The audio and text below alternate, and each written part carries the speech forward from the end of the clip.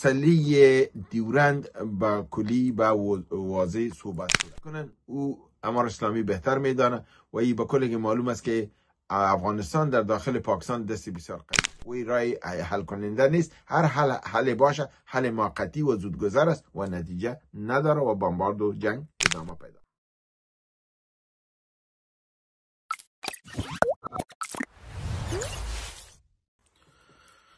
بسم الله الرحمن الرحیم. در مورد نشست بین افغانستان و پاکستان در ترکیه، یعنی دور دوم نشست افغانستان و پاکستان که به امروز به روز سوم خود داخل شد، در اول پیشنهاد برای 2 روز بود، اما به نسبت موضوعاتی که بر دو طرف تبادله شده، افغانستان لیست خود و پاکستان سپرده که در او جمله 15 پیشنهادات گفته میشه است، اما همگی را رونما و ظاهر نکردن، چرا که نقاط بسیار مهم هم در اونجا وجود داره. ای بار همچنان پاکستان لیست خود سپرده که اونا تقاضاهایشان چی است و به ظاهر معلوم میشه که لیست افغانستان برای پاکستان قابل هضم نیست و لیست پاکستان برای افغانستان قابل هضم نیست.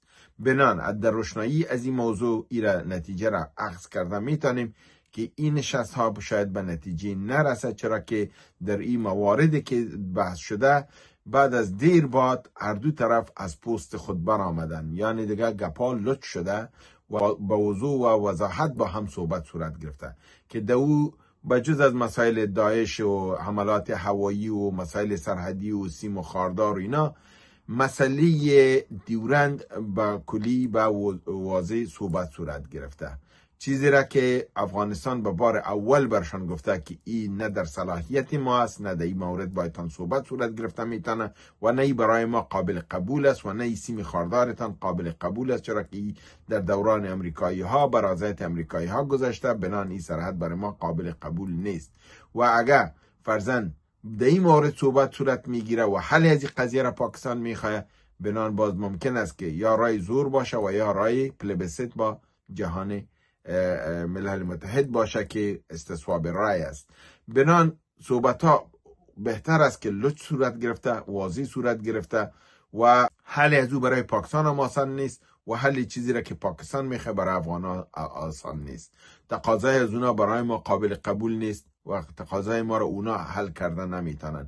بنان امو روند نرمال خدا شاید به پیش ببره و ممکن که در آخر اینا به کدام نتیجه نرسن، با جز از این که امو قرارداد را که در دوحه به امضا رساندن که 4 ماده بود برای آتش بس موقت که او را به روز بعدش پاکستان شکستند، یعنی او قرارداد وجود نداره، اما بازم به سر نام یک کاغذ است که میگن قرارداد آتش بس صورت گرفته.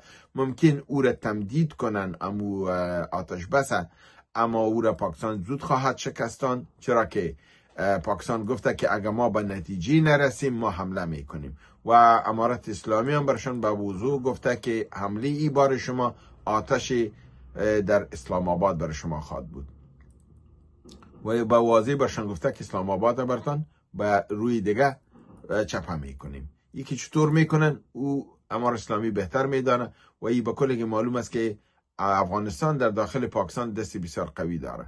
اگر بخواه هر جای آتش برای پاکستان درام داده میتونه و خرابش هم کرده میتونه. درست است که ما مثلا وسایل دفاع هوایی و اینا را نداریم، او گپ جدا است، اما دست بالا در داخل نظام وجود داره، دستی وجود داره که صدا شوه حرکت ها در اونجا شروع نمیتونه و به یک مملکت میلیاردها دلار مصرف میکنن تا این پوزیشن داشته باشن. افغانستان این حالت داره، با وجود از اینکه 46 سال پاکستان در افغانستان کار کرده، اما امروز نفرت ملت افغانستان شما میبینید که چقدر زیاد است.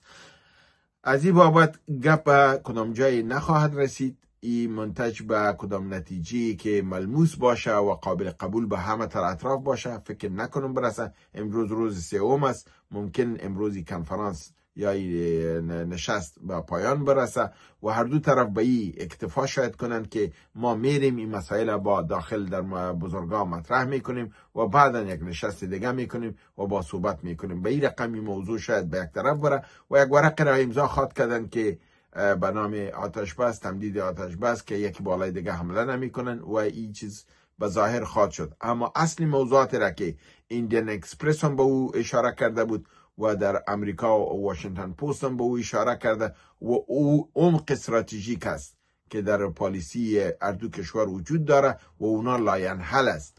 تا اونو مسائل حل نشه به هیچ جای اینا رسیدن نمیتونن. و در این مورد واشنگتن پست هم امروز نوشته کرده که پاکستان با افغانستان که مراوده میکنه یا صحبت میکنه یا موضوعات مد نظر میگیره باید احتیاط کنه. افغانستان افیلی افغانستان گذشته نیست که پاکستان با او بازی میکرد و با او کار میکرد. دیگه موضوعات باید دقیق تعقیب کرد، اما خوشبین برش نیستیم، چرا که موضوعاتی که عمیق است او حل نشده باشه نتیجه نمیده. اگر امروز آتش بس صورت هم بگیره، امروز قرارداد صورت هم بگیره، فردا در پیشاور باز یک عملیات که صورت میگیره، اونا میگن که افغانستان کرده، بنان پس گپ به نقطه صفری میایه. چرا که ما شما و حرکتی که ملی در اونجا صورت میگیره، در خیبر پختونخوا و بلوچستان، بلوچ آزادی خود میخواین، پشتون آزادی خود میخواین، بنان او را ما دمی رویش گرفته نمیتونیم. و پاکستان میخواد که توی جلو وزیر بگی، او در کنترل ما نیست. از این بابت اونجا که عملیات میشه اونا بر علیه شما میان و شما مجبور هستین از خود دفاع کنین. در اینجاست که نقطه اختلافی وجود داره و رای حل کننده نیست. هر حل باشه حل موقتی و زودگذر است و نتیجه نداره و بمبارد و جنگ ادامه پیدا خواهد